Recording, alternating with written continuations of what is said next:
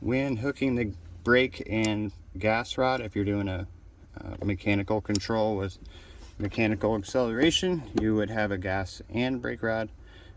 First off, we have the brake rod. We have a quick disconnect ball socket, which will latch onto this ball stud. So you just pull the sleeve back and slide this on. Make sure that this sleeve goes all the way pretty much to the end. You may have to turn it to line that groove up. So it goes like this. Make sure that locks on. If you are doing a mechanical control with mechanical brake and gas, it works the same way, it's just smaller.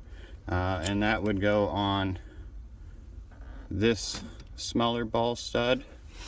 So in a similar way. And again, if it doesn't move forward, you may have to turn it until it clicks all the way forward. And then we have our gas and brake rods on the pedal brackets. Next would be getting the gas and brake tubes on the gas and brake rod, and then connecting the hand control to the arm. So when doing a mechanical control with mechanical gas, you would hook the gas up first and then lean the control back, which will allow you to lean it, tip it forward once you get it lined up. Once we are lined up, we will go these two mounting holes on these two studs, like that. Then we have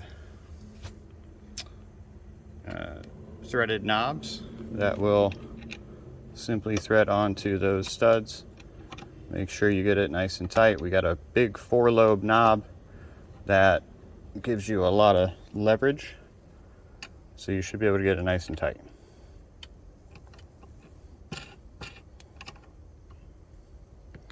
And there you have your brake and gas.